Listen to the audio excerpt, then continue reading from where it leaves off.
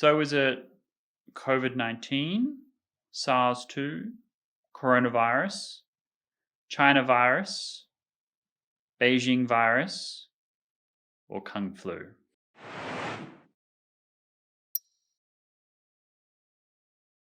Hello, welcome to Dangerous Policy, a channel for intelligent people to have an interesting debate and discussion about issues that affect modern life, society, and the world. My name is Crispin, and today the question I want to ask is exactly how much blame should China receive for the virus?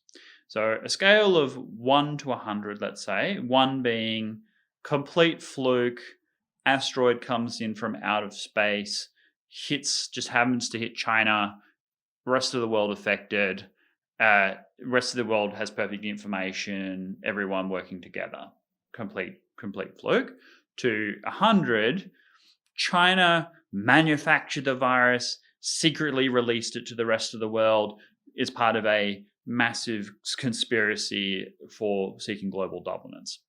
Well, clearly, the answer is between those two extremes.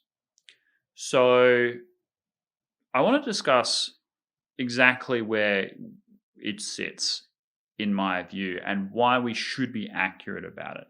I find a lot of people either are ascribing a ton of blame to China in good faith. They actually think that China is responsible for the disease, responsible for putting out the fire. They call them the arsonist that wants to claim credit for the end of the disease, and that right through to people who probably are doing it for less noble reasons. They're blaming China to detract from other problems, blaming China because it's a convenient scapegoat, because it helps unify an otherwise disunited people, and brings it more in line also with broader ambitions that they had that were against China in the first place, and this is a convenient vehicle for that.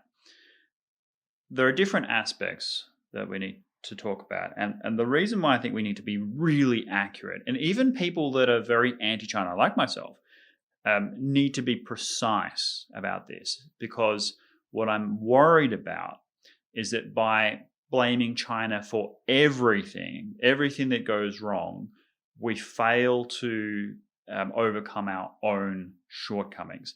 And at the top of that list, I would say the public health response. Okay, so by saying it's all China's fault that this disease has happened, and the fact that all the information that's spread around the world is because of China's misinformation, the fact that they sat on the disease, that the fact that they didn't tell everyone what was really happening, or its risk of interperson transmission and so on, that's the reason why we've suffered so much, in the United States and in Europe, because of China's duplicity.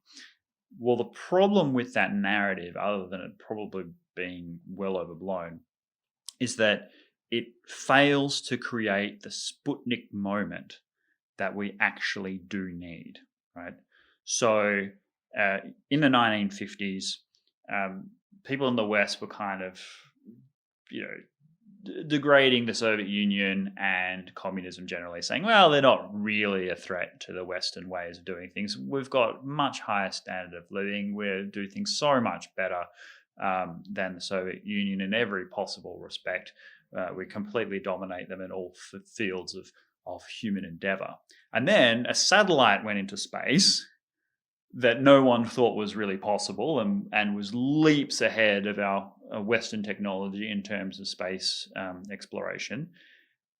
And what that did was, no one sat around saying, well, actually, it's just a fluke, or complete accident that happened out of there. It's because it's so cold in Russia that they managed to get more lift or something. Like, it wasn't that wasn't the explanation that was given.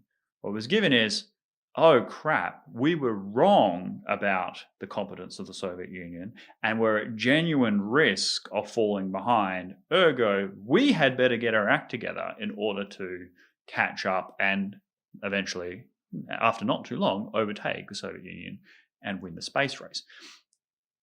China is now 2 for 2. Okay, they handled the global financial crisis far better than the West. Okay, but there was a kind of an obfuscation there because it originated in the United States. The global financial crisis was a crisis of the American property market and the financial sector that was basically gambling on it. That meant that the fact that the West was suffering more didn't really surprise people. It was like, well, this is the epicenter. You would expect most of the damage to be to the local kind of economies. But nevertheless, even accounting for that, China's strong, aggressive pumping of money into the sector, its rapid building of infrastructure that was then utilized and expanded economic activity, meant that they came out of their grip of economic harm much faster, much stronger than the West ever did. Like the Europeans and the Americans basically had only just kind of got to where they were pre-GFC before COVID hit. And in many areas of Europe, they were still kind of this anemic malaise that led to all kinds of other stuff, like, the Greek debt defaults, even Brexit would have been a significant factor of that because of how much better the sterling did relative to the euro. So there is a lot there about why China was already pulling ahead in some respects. And it actually, there was a problem for China here as well, is that it did lead to unjustified hubris, because pre-GFC, the Chinese were still kind of following Deng Xiaoping's dictum of, peaceful rise, don't take any position of leadership, don't let anyone see how strong you're getting. Just be humble, and that was their frustratingly effective tactic for many years. And then after the GFC, there was a sort of change in attitude, particularly I think from President Xi, that no, China is strong and we don't need to persist with this. We should act and be more aggressive in places like the South China Sea and promoting our interests, the One Belt, One Road initiative and things like that. And so you did kind of potentially even prematurely make China more aggressive. So there was a drawback for China there as well. But nevertheless, it is just an objective reality that the GFC was handled much better by China than by the West. Now with COVID. So it is very convenient to say that China did well with the disease because they concealed information, or they have a authoritarian dictatorship structure, which they do, and that allowed them to crush human rights in such a way that it contained the disease, in a more effective way. There's an element of truth to that, but some democracies have also done pretty well with the disease as well. New Zealand, of course, with the resurgence of Victoria, a problem now for Australia, but to date, Australia had done very, very well.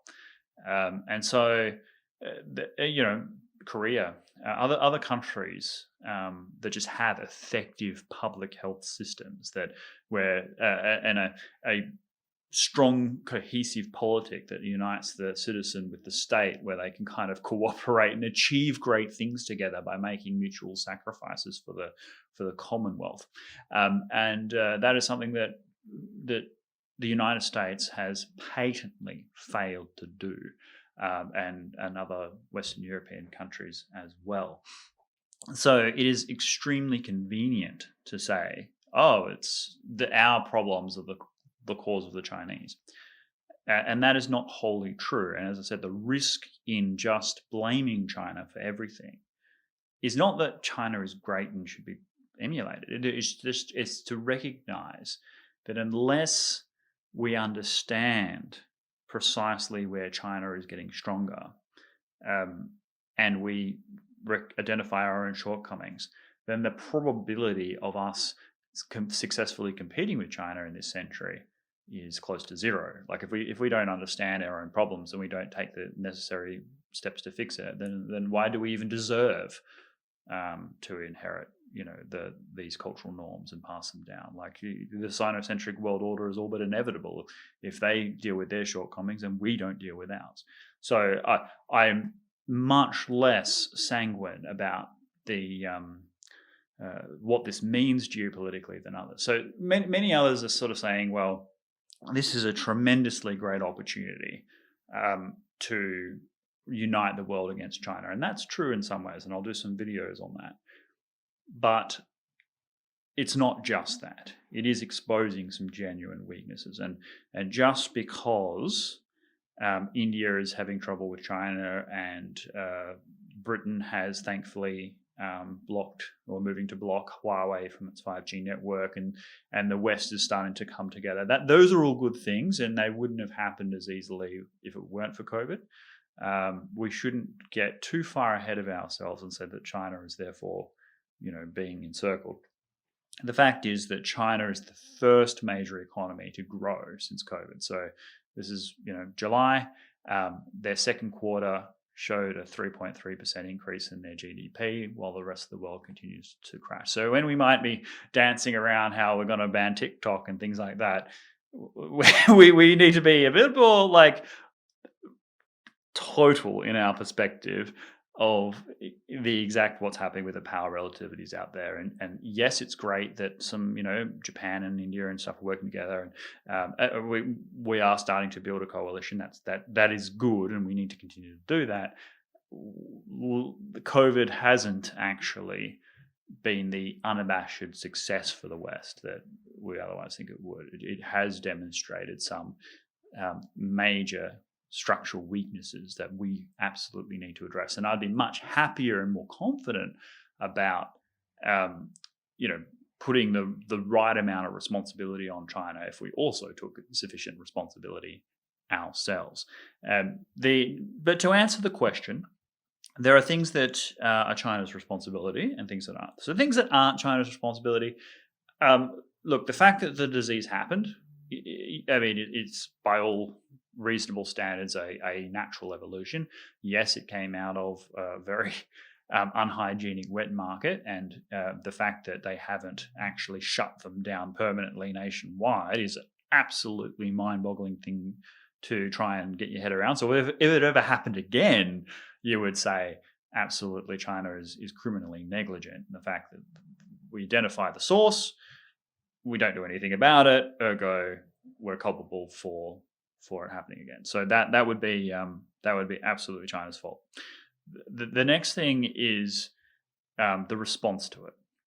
Now, the fact that there was a 6-day period in which the Chinese government tried to suppress it and so on, I don't think that changes the world.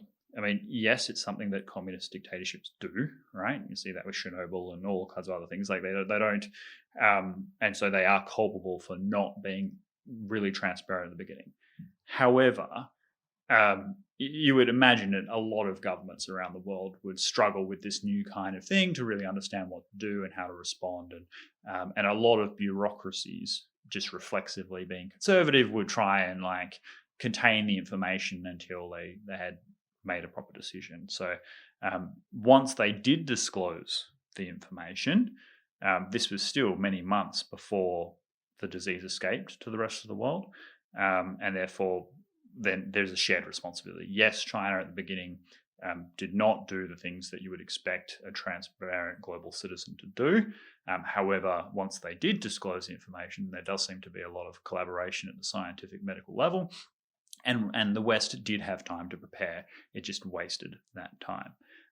China did take steps to try and contain the virus and stop it from spreading the rest of the world. They didn't just go, oh, well, everyone can have it. That didn't seem to be the view.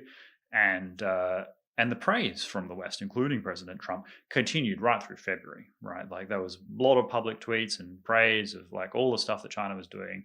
And it was only when the Western public health system had failed so dramatically that the narrative dramatically shifted from COVID-19 to China virus, Wuhan virus. And so there's that. But where China is absolutely culpable, 100% culpable, and I think I'll probably finish on this, is its attempt to exploit it for geopolitical gain. So it started shipping defective medical supplies around the world. So it imported a lot of good medical supplies from the rest of the world when it was having trouble. And then when the rest of the world needed help, they exported the defective supplies. And that meant that the Spanish and the Netherlands, the Serbs, they couldn't use the masks and things that were arriving. And that was just, I don't even know how you can ever think you get away with that. The fact that China continues to use its mercantilist trade practices to exploit the resources of other countries. So they say, okay, well, we'll give you, COVID has destroyed you. Okay, well, instead of helping you, we'll give you a massive loan that you'll never be able to repay. And when you don't repay it, we'll demand you give us access to your ports, your infrastructure, your telecommunications network.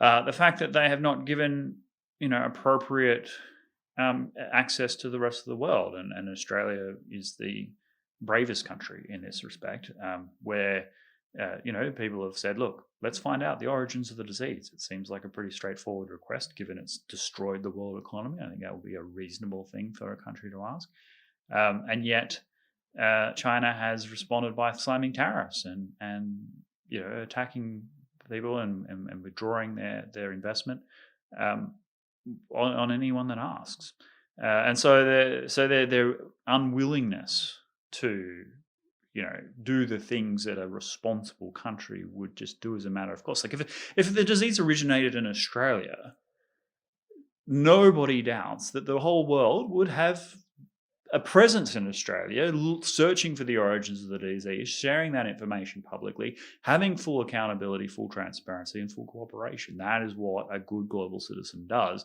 And China thinks it gets to play by special rules that it's making itself. So totally culpable for that, totally culpable for how it's reacting, and rightly unifying the rest of the world against it. But we shouldn't let China's perverse system and crushing of human rights in places like Hong Kong and the rest of the world distort the fact that it's also been effective. Just because something is undesirable doesn't mean that it doesn't work.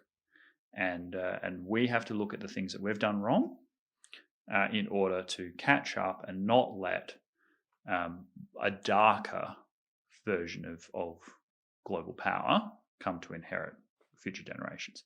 That's my view. Please express your view. Just do it politely and ask any questions you might have in the comment section. We do address them in our weekly reviews.